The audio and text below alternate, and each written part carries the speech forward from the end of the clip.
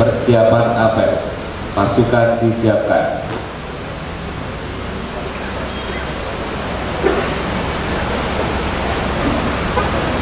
Siap, gerak. Kencang kanan, gerak. Tegak, gerak. Istirahat di tempat, gerak. Pembina apel menuju mimbar apel. Istirahat. Siap, gerak. Penghormatan kepada pembina apel. Pada pembina apel. Hormat, gerak. Tegak, gerak. Laporan pemimpin apel. Apel pagi ini 16 Februari tahun 2023 siap dilaksanakan. Laksanakan.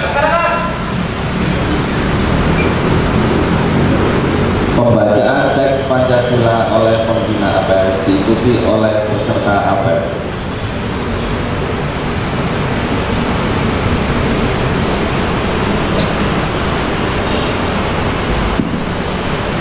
Pancasila. Satu. Ketuhanan yang Maha Esa. Dua. Kemanusiaan yang adil dan beradab. Tiga. Persatuan Indonesia. Empat. Rakyatan yang dipimpin oleh hikmat kebijaksanaan dalam permusyawaratan perwakilan. Lima. Keadilan sosial bagi seluruh rakyat Indonesia.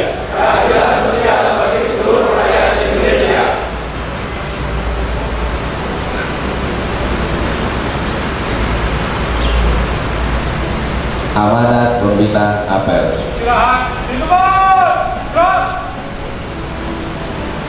Bismillahirrahmanirrahim. Assalamualaikum warahmatullahi wabarakatuh. Yang saya hormati para pimpinan, baik kepala pusat, lembaga, kemudian kabak dan koordinator, serta subkoordinator Kasubag. Yang saya hormati para peserta upacara yang lain, hadirin hadirat yang insyaallah semuanya dirahmati oleh Allah.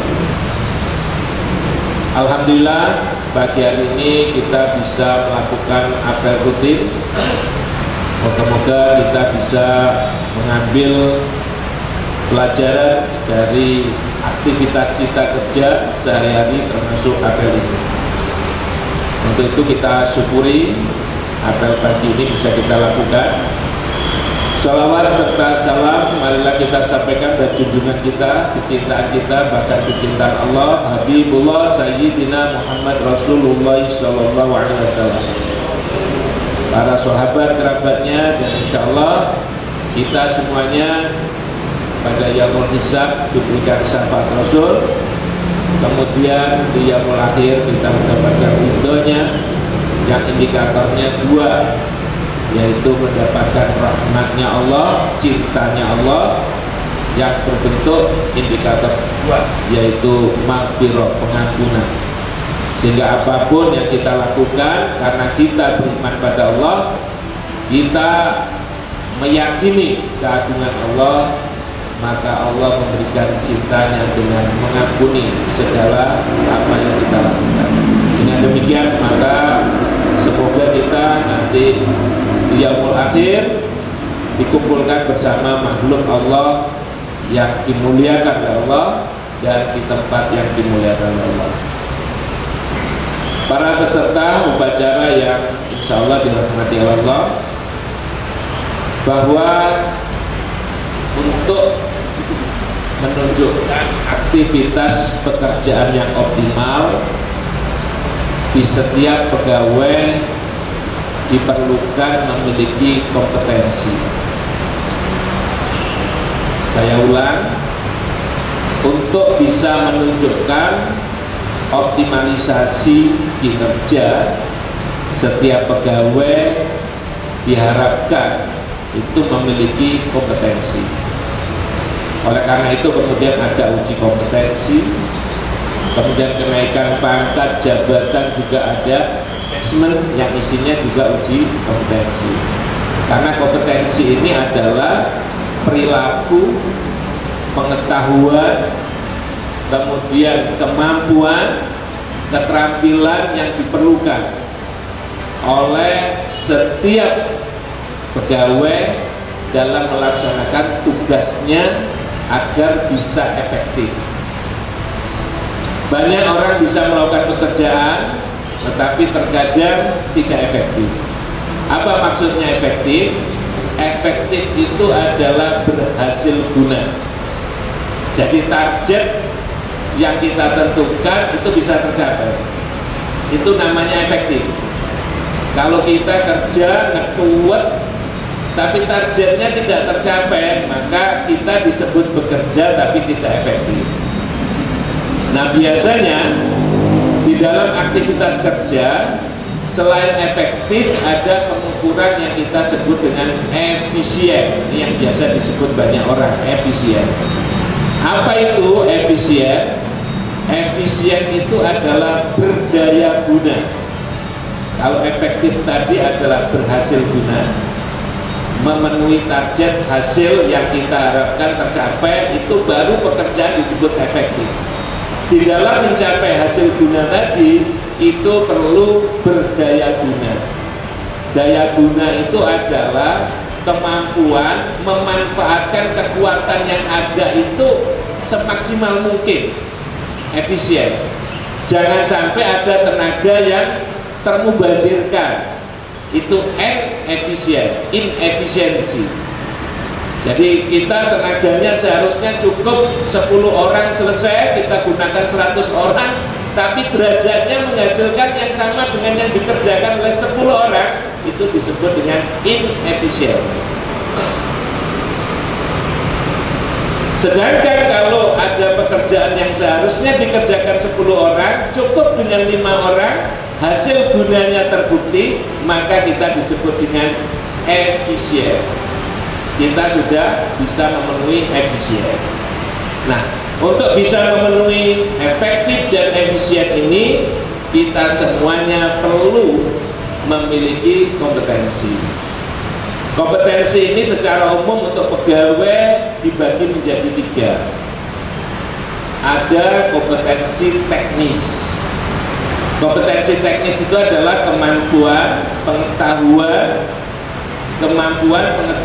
keterampilan, dan perilaku yang terkait dengan tugas spesifik tertentu dalam jabatannya masing-masing.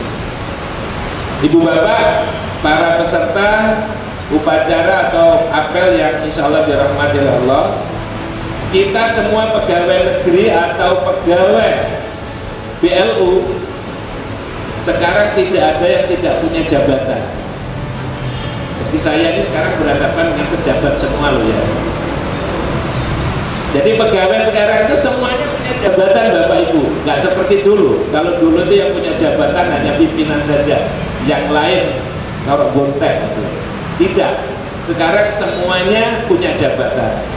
Ada jabatan pimpinan, ada jabatan fungsional, ada jabatan pelaksana gitu ya.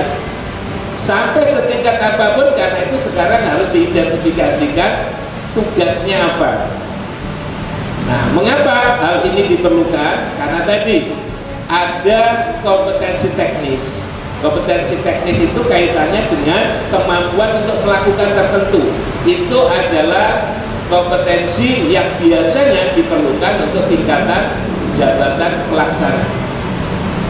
Setiap orang yang mengemban jabatan pelaksana itu diminta, disyaratkan memiliki kompetensi teknis, mampu melaksanakan tugas-tugas spesifiknya dalam jabatan itu. Nah, oleh karena itu maka nanti apabila ada yang belum bisa melakukan kompetensi teknis atau belum bisa menunjukkan memiliki kompetensi teknis, itulah yang perlu diberikan pelatihan. Kemudian di atasnya adalah kompetensi manajerial. Kompetensi manajerial itu adalah kompetensi atau kemampuan yang diperlukan di dalam memimpin organisasi, di dalam memimpin bagian, di dalam memimpin unit. Itu kompetensi manajerial. Apa yang dimaksud kompetensi manajerial? Itu ada dua. Pertama adalah kompetensi manajerial untuk menggerakkan orang. Ini biasanya untuk tataran-tataran yang sudah memiliki jabatan. Kalau fungsional ya jabatan muda, jabatan media, itu perlu memiliki kemampuan menggerakkan orang. Kemudian kalau jabat di dalam struktural itu ada jabatan administrator. Itu diperlukan memiliki kemampuan menggerakkan orang.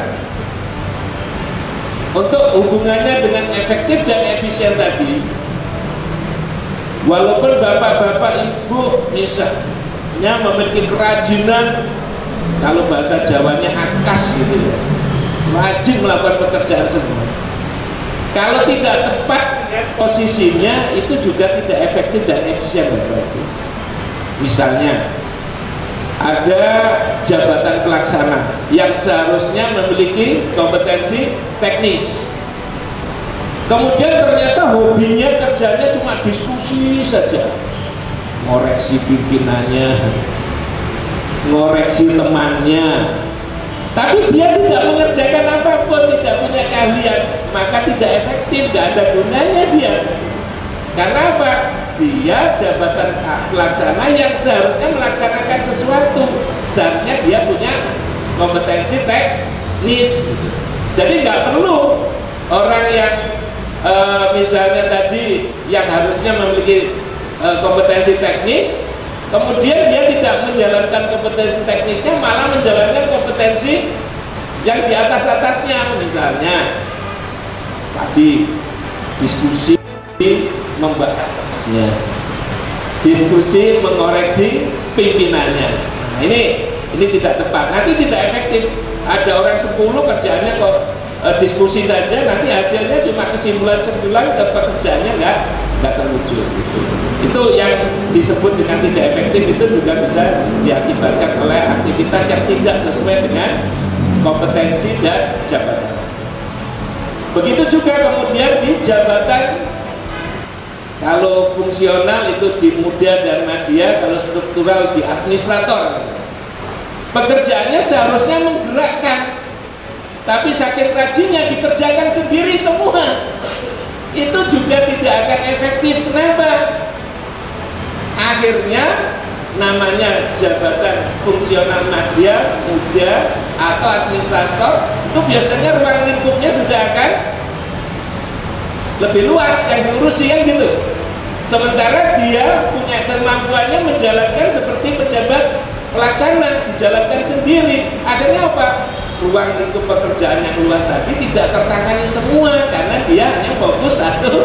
Akhirnya nunggu giliran yang seharusnya pekerjaan 1 minggu bisa dilakukan, akhirnya menjadi 1 bulan, 2 bulan, karena nunggu giliran tenaganya. Karena nggak mungkin kan 2 tangan menangani banyak kerjaan. Oleh karena itu biasanya di bawah administrator, di bawah jabatan media atau muda, itu biasanya ada jabatan di bawahnya, jabatan pelaksana yang membantunya. Oleh karena itu digerakkan.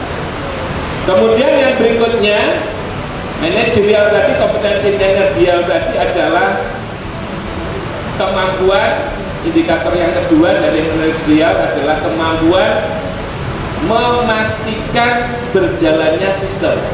Nah, itu biasanya menjadi persyaratan untuk kompetensi jabatan pimpinan, baik jabatan pimpinan tinggi pratama, madya, maupun jabatan yang setara. Misalnya seperti Pak Rektor, itu adalah jabatan yang disetarakan karena beliau memimpin unit.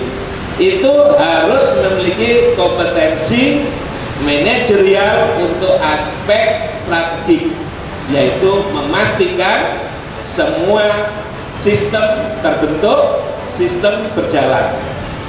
Nah begitu juga misalnya seperti saya, kok saya harus ngetik sendiri, saya ngurusi sendiri, itu nanti tidak efektif Bapak Ibu. Kepala biro itu adalah jabatan pimpinan tinggi pratama yang pekerjaannya harus memastikan sebuah sistem berjalan, sistem terbentuk, kok kemudian ngurusi sendiri. Tanda tangan kepada Pak Rektor saya sendiri yang antar misalnya, kemudian ngurusi cleaning service saya sendiri ya, mengambil sapunya, ngambil apanya segala macam, atau saya sendiri harus keliling sana keliling sini, maka pekerjaan kepala biro yang banyak nggak mungkin bisa saya lakukan. Maka yang terjadi apa? Tidak efektif dan efisien. Oleh karena itu, mari kita bersama-sama sebagai pegawai UIN Maulana Malik Ibrahim Malang untuk mendukung tercapainya visi dan misi pimpinan, terutama Pak Rektor. Maka marilah kita bekerja dengan menjalankan atau mencerminkan kompetensi kita masing-masing secara baik, supaya pekerjaan kita bisa efektif dan efisien. Demikian yang bisa saya sampaikan pada April ini, moga-moga bermanfaat. Dan nanti walaupun tadi saya lihat sudah tegang-tegang ada yang dengarkan, bahkan mungkin menghitung-hitung hafal, tapi nanti tidak ada tes. Tidak ada tes itu ya. Yang ada nanti sayembara gitu. Ya sama saja. Terima kasih. Wassalamualaikum warahmatullahi wabarakatuh.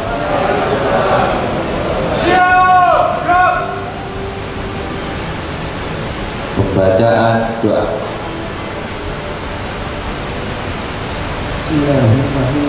Alhamdulillahirabbil alamin, hamdan syakirin, hamdan alimin, hamdan yaqina mahwa yuqati mazidahu ya rabbana wa hamdu kama yanbaghi li jalali wajhika subhanahu. Allahumma shalli wa sallim ala sayyidina Muhammadin wa ala ali sayyidina Muhammad. Wa la tanjina min jami'il ahwali wal afat. Wa taqina min syarril ahwali wa taqina min jami'is sayyi'at. Wa taqina min darajat. وتبرئنا بها أبصار ومن جميع الخيرات في الحياة وبعد الممات. ربنا ظلمنا أنفسنا وإن لم تغفر لنا وترحمنا لنكونن من الخاسرين. ربنا آتنا في الدنيا حسنة وفي الآخرة حسنة وقنا عذاب النار. وصلى الله على سيدنا محمد وعلى آله وصحبه وسلم والحمد لله رب العالمين.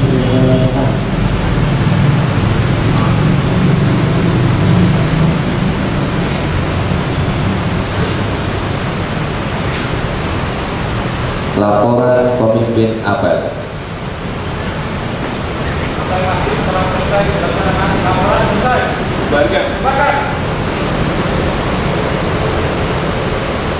Penghormatan kepada pembina apel.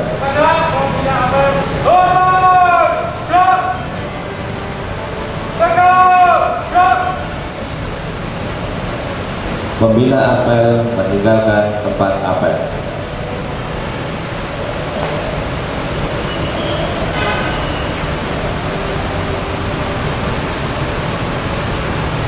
Apel pagi selesai beserta dibubarkan.